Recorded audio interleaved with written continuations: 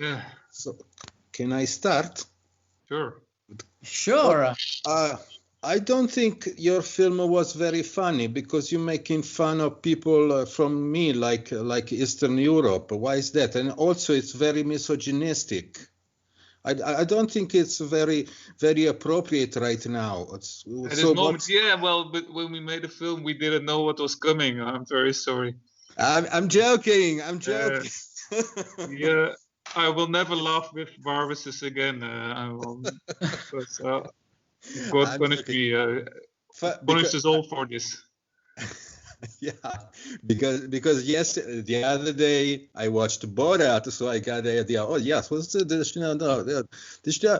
So and then I enjoyed your movie and I found out the whole language, the Balkanese that is spoken in the movie, it's completely made out. Yeah. And this is the reason for my silly joke, and well, also the reaction of some of the American critics that were, oh my God, that is so misogyny. It is. Really? Yeah. Okay. Yeah. Yes. But I enjoyed it very much. Very much. Thanks. Yeah. So my first question is, so what message? What is the message? Make it relevant. Come on. Make it relevant. Yeah. Well, we actually talked about a message, me and Evelyn, the screenwriter, and it was. We thought it was, we talked about, having this small thing in there, which is always funny when a zombie movie has this, is a bit of a mirror on society, like they said from the old Romero films, that it was a play on consumerism, the Dawn of the Dead, or the first Night of the Living Dead, that had a statement about racism. And it's funny in a way because zombie films are all on the stupid side of the spectrum. You've got the high art movies, and then on the completely other side there's the zombie movies. Can't be any sillier than that. So but when we were talking about it, we said, well, we should never, put this.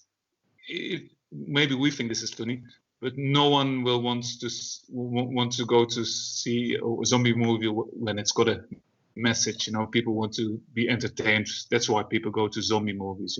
We're already doing something tricky that if we're balancing in between horror and comedy, there's lots of people who think, no, I want to be certain what kind of film I want to see. I want to see a horror movie, or we want to see a comedy. No hybrids, please.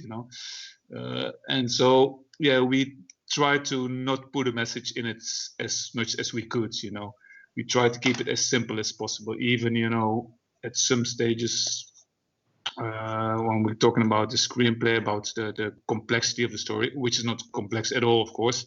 And that's also a thing we really wanted to do. We wanted to make something that was really no-brainy, something that you could feel, but not that you should not be have to think about it. Because nowadays with zombie movies, often they think, oh yeah, if you do a zombie movie, it has to be different than every zombie movie before. So these zombies have to talk, or they have to have this fifth sense, or whatever, or there has to be this really complex science fiction technical way of how you can undo being a zombie or whatever. And I never liked that kind of stuff, because when I want to see a movie like this, I don't want to think too much. I just want to feel it. It's about feeling it in your belly more than feeling it in your brain. Did I answer your question at all? I don't know. Yes, you did. Answer is no, I think. Yeah. No, the answer is luckily no. I mean, there is no message. There is no message, and it's just. And it's a cool movie about zombies and about plastic surgery, boobies, G-cups, and all that. And I mean, the most distinguished feature, the thing about the film is that the you have the honor or the privilege to have made the first Belgian zombie movie. Am I correct? Yeah, that's correct. Yeah.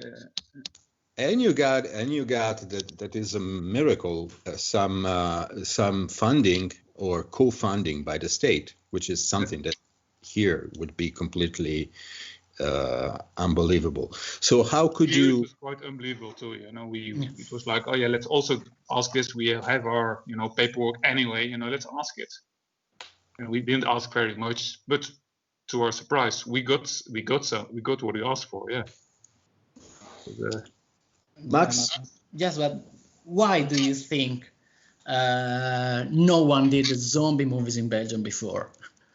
It's just a question of fundraising or production dynamics, taste of the audience, or the fact that if you want to watch a zombie movies, you have American zombie movies released in theaters, or why? Because I know especially Flanders films are. I know some Flanders genre films that are quite interesting. There was an horror TV series some years ago, Hotel Beau Séjour, or the film that launched Matthias Schoenaerts to Hollywood, Left Bank. Loft is an amazing thriller, but why not a zombie movie? Yeah, I think it's got a lot to do with the way the film industry here is very much funding based, and the Flemish Film Fund always expects you to make a Flemish movie, and if you make psychological thriller or anything, it's those things that's what I think is those kind of movies, or a romantic comedy. They you can sell them in Belgian cinema, and something like Yummy was always was never going to do real just well in Belgian cinema, but different than than a romantic comedy. It travels. You can sell it in South Korea or Brazil. That's the difference between the most films that are made here. So if Belgium would have a more industry-based film industry, which was just about investment and returns instead of subsidies and being friends with the Flemish Film Fund, then I'm sure much more full-on genre films would be made, because even the movies you said, like Left Bank, which is a great movie, but it's like a horror psychological thing, and you can always sell it to the Flemish Film Fund like that. This is if you have that kind of if it's on that part of the spectrum. But if you go too far on one side, it's of course the Flemish Film Fund is very focused on the Flemish market, and that I think is the reason. And I think the complete industry has to change. It has to be either you have to be a producer who is very much focused on the international market, or the Belgian market just should but it's probably just a bit. The Flemish market is just too small to be reliable. You need to be just reliable on investment and returns, because the weird thing is, just about 80 kilometers north of here, there's the border, and that's Holland. They speak the same language, but you can't sell a Belgian movie over there, and vice versa. And if you go 150 kilometers that way, there's Wallonia, the other part of Belgium, where they speak a different language, and they have a different film industry, and films don't travel over that border normally. Which is, it's silly and stupid, but it's reality. And so that's probably because of it. That's probably the biggest reason. It's just a very small film industry here, very small market. I think that's why, in short. But my next question is about. I mean, you got a really small budget for. I mean, I've read on IMDb that it was 600,000 euros. So I mean, you made a small miracle out of that tiny budget, because I mean it looks like at least a 4 million euros movie. But my question is, how much of the effects that we've seen are practical and how much are digital? Because I mean, they're very well executed, and I can see that you have a true love for the practical effects. So I would just wanted to know how, in percentage, how much is practical, how much is digital? Yeah, I would think about 75%, 80% practical. I'll just leave the screen. I'll be back in 10 seconds. Okay. This is one of the practical things. Wow. Oh yeah, I yeah. loved it. I loved it. I love the lizard. And it's it's one of those things which we thought was just so much fun to do. In the first draft, he had a much bigger part, but time-wise, we had to shorten it a bit. But just the thing of really actually working with a rod puppet, because that was it is. There's little holes here where sticks came out, and we would move him like a sort of a marionette. Yeah. And there was a stick here which could make his mouth open, and there was like a cable which would wiggle his tail. And if every time this was in the shots, there were like 4 people around it, moving it like a sort of a marionette, which is just so much fun to do. It's doing practical stuff is way more fun than sitting next to a computer wizard and falling asleep until he wakes you up and says, "Okay, I just did a render. What do you think of this?" And then they say, "Yeah, okay," and then you go to sleep for 3 hours again until he has a new render. So we tried, and also because we figured, it's all going to be very, very, very. The movie effects are very often very gooey, blood and fluids and stuff like that, and those things just often look better. And also the kind of slightly over the topness of this movie is, I mean, I had a laugh with Sharknado, but I prefer the very physical over the top effects like you have in Brain Dead or in the original Evil Dead movies, where you can really feel the plasticine and the stuff, and it's it's not only making it, also watching it is so much more fun. And of course, if you think about it too much, there is always going to be some guy who says, "Yeah, but we can do this cheaper, also with our puppet here." At some stage, some guy came in and said, "Well, I can, make a 3D thing for you." And the great thing is you can change, you can do anything with it. But that's what they always say. If you have a computer, you're not stuck to one kind of, at every stage you can change it. But in reality, there's never time to change anything anyway. If you're on a tight budget. But as always, it became a mixture. Yes, with him we changed the eyes. We gave him like pupils, and the whole eye was a 3D thing. And at some stage, when he gets killed, that was all 3D. So they did a scan of him, and they made a 3D puppet too. So some shots are partly 3D so we could kill him when he gets punched on the head, and when he dies, that's a 3D shot. And it's with lots of shots, because often also even with the blood, one of the big problems with the blood and the vomit, there's quite some vomiting in the film too, is if you're in a tight schedule and you start splatting blood all around, it's very hard to do a second take, Yeah. because you have to clean it all up. It's hard work, and it takes time. So at some stages we just in a rush, and we said, okay, let's skip the blood here. We'll fix it later. Maybe we don't know yet how. And then after the initial shoot, I did about 2 weeks of extra shooting with Bram, the second unit cameraman.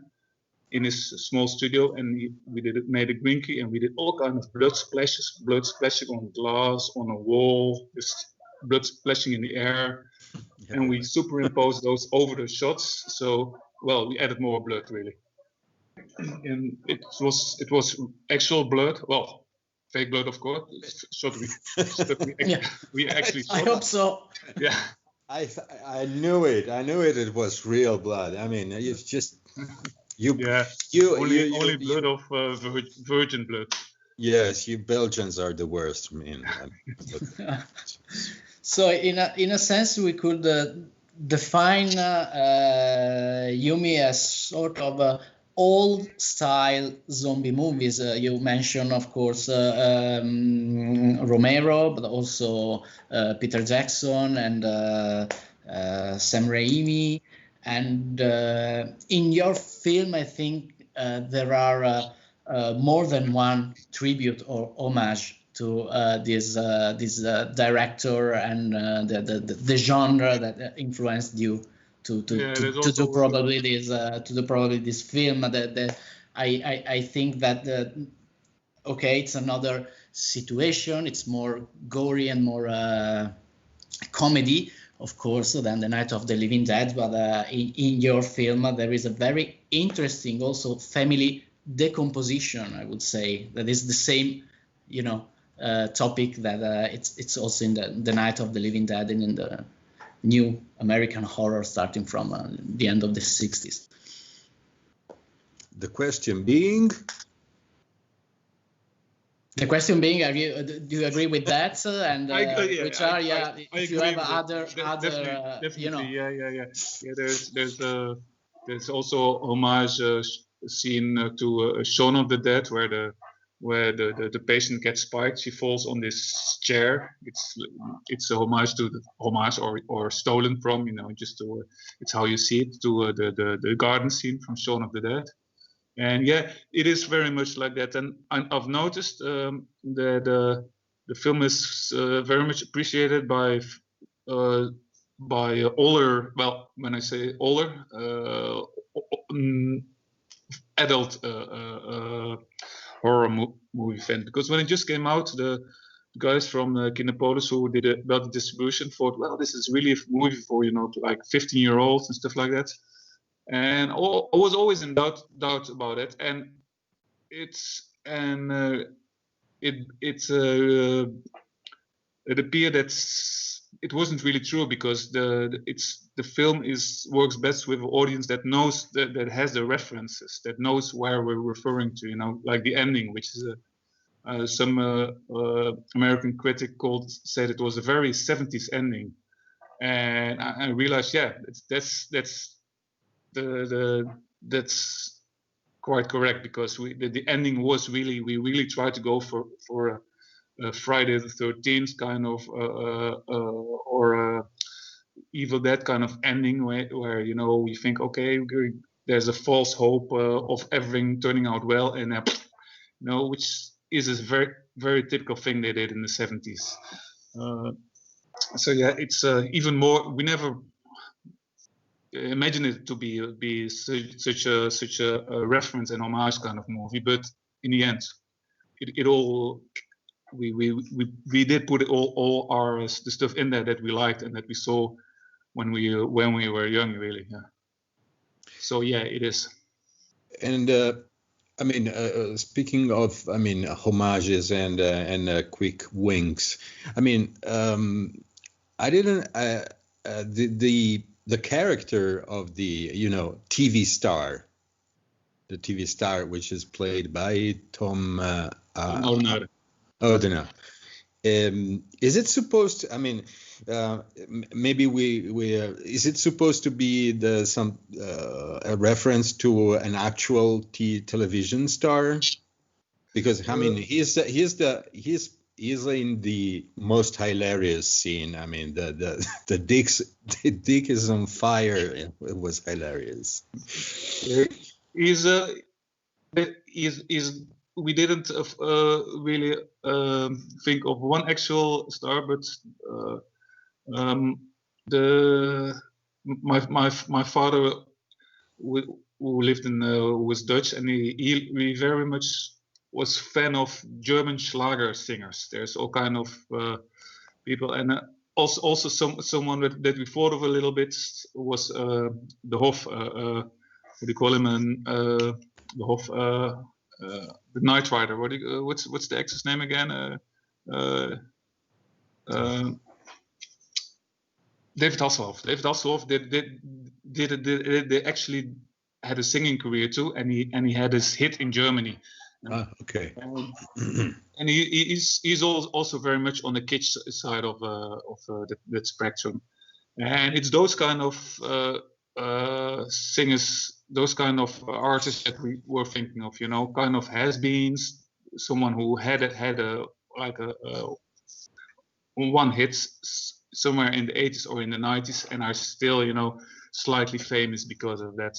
So nobody actually particular, but we just figured, because it would be great that this guy would be German, because the German accent is just, always works well, I think, in comedies and horror movies. And yeah, so for the rest, no one in particular. Yeah, a little bit David Hasselhoff, but yeah. Okay, I will search for it. And where was the movie shot? Because I looked for the location at the in the end credits, but I couldn't find it. And I also looked on IMDb, but I couldn't find the location where you shot it. It's like 89% is shot here in Belgium, in a hospital in the north of Belgium, and it's that's where all the interiors are shot. Then the sewer shots are also shot in Belgium, but they're shot on the other side of Belgium in the citadel of Namur. The citadel, that's like an old fortress, and they have like underground tunnels for the soldiers dug, I think, as late as the First World War. That's where we shot the sewer scenes. And then when we had a basic movie shot, we noticed that it didn't really feel, especially in the beginning, it didn't really feel like it was abroad, because of course we didn't have much budget to do sets that were very different from Belgian sets. Sometimes really, being from Belgium, you could recognize Belgian typical Belgian things, small tiles on the floor, which were typically Belgian and stuff like that. And that's why me and Bram, the same cameraman, we flew to Poland, and we shot some extra footage there, just two of us. We rented a green car, which was similar to the car which we used in the film, and we shot some scenes in the south of Poland near the Krakow mountains. So in the beginning you have some you see those mountains on the background, and we also made some photographs of the mountains that we superimposed in some other shots, like the gas station in the beginning. It was just shot here in Belgium, but in the background we superimposed the Krakow mountains, so it felt a bit more foreign, Eastern European. And while we were driving around in Poland, we also at some point accidentally crossed the border, and we came out in Slovakia. And so there's also one shot in Slovakia. So it's basically shot in 3 countries.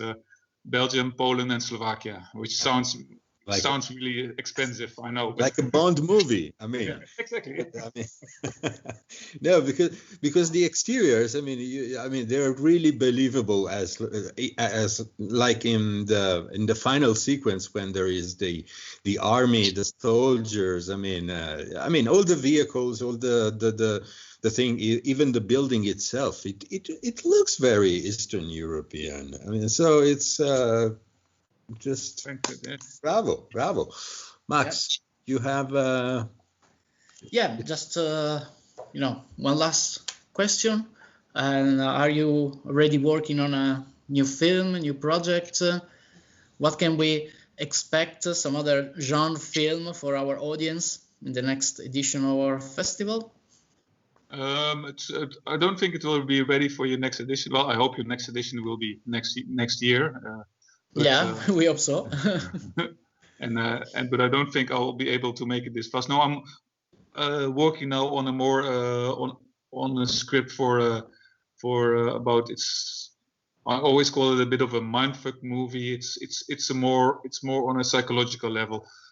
It's also just 4 or 5 characters, which of course after making this movie for that little money, there was a big urge here to make something really small and with lots of dialogue and without armies of surrounding hospitals and hordes of zombies. So yeah, that's what I'm working on, something a bit smaller, really. So, but I can't tell you too much about it because it's still on the drawing board at this stage. One last thing that I was curious about is that Yummy is, let's say, that is the feature film version of your short film Patient Zero. So what are the differences? I mean, apart from the budget and then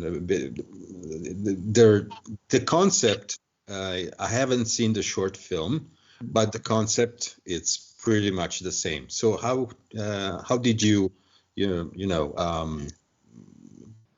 on to the developed? Yes. Yeah, we already had the original script for Yummy, and we figured at that stage we were like you. We figured we would never get any subsidies from the government, and so we're figuring out, okay, how are we going to get the money we need for this movie? And we have to look in for private money, and so but it's not very sexy to go to ask someone, here's my script, you want to put money in it? So we figured, okay, let's make a kind of a trailer, a teaser for this movie, and that was the original idea for Patient Zero. So we figured we made a script, and it's like the point of view of a zombie. It starts with someone waking up in hospital, and it's the whole short film is shot in point of view, and actually quite quickly you realize this is the point of view of a zombie who starts attacking people and fights his way out of the hospital, and it's sort of the same hospital that we used in Yummy, and after shooting that for a weekend and editing on it for about 3 months or so, we figured, okay, let's put titles at the end of it, and we have a short film. Why not? Then we can show it on film festivals, and we showed it on Louvain short film festival, which was just fun. So we could, everyone who helped on this little movie for free, because everybody worked on it for free, we could at least invite them for a screening. So that's basically how we came up with this short film. We never intended to make it a short film while we were shooting it. Back then we figured this is a trailer for our movie, and yeah. Well, that's how that starts, and it definitely helped us, I think, getting the money together for Yummy. Okay, this is one of those closed mic. I mean, so Francesco, please just delete this question because it's very tricky. I mean, does the protagonist, Maike Novilla, is she really a G-cup? No, just give me 10 seconds. I'll get a prop too.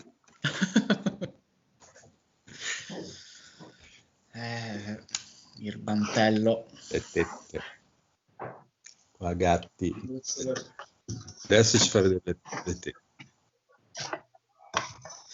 So these are, if this answers your question, these are Mike's boobs in the movie. It's all fake, sorry. It's all fake. It's cinema, magic. It's all fake. So yeah, now I use them for, if I'm stressed, I use them as stress balls. Yeah, that's a good method. Lars, I mean, if you have more questions, I mean, I don't know if our time is up. I heard Francesco. Maks, do you have further questions? I wouldn't say, when we have the next one in line also. Oh, the next? Next one. Q&A. The next Q&A. Yes. In schedule for today. Yeah. Yes. No, I'm just, we are just so sad that we cannot welcome you in Trieste, but of course we hope to to have you as our guest in any of the, our next editions. You're very welcome to. But you have to make a new movie, of course. Yeah. Okay. In that case, I will make a new movie. Or a short. Or a short also. Or a short. Yeah. I'll do my best to make one as fast as possible. Yeah, but because especially these kind of movies are the most fun to watch in an audience. Yeah. Especially, I haven't been to much festivals, of course. You know why? But the ones where people, dare to shout at the screen and laugh out loud, with the movie that works really well for you.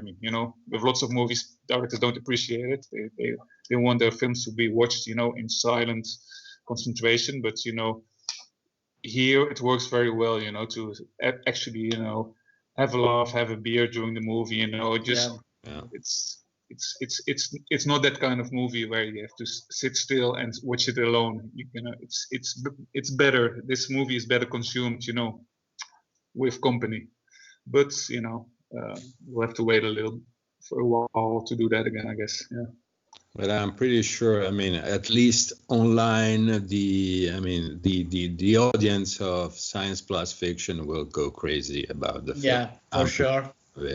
For sure, they will love it. Lars, you've been so funny, and sorry if we are a bit sad, but it was it was just like an ice shower for all of us. I understand that. Yeah,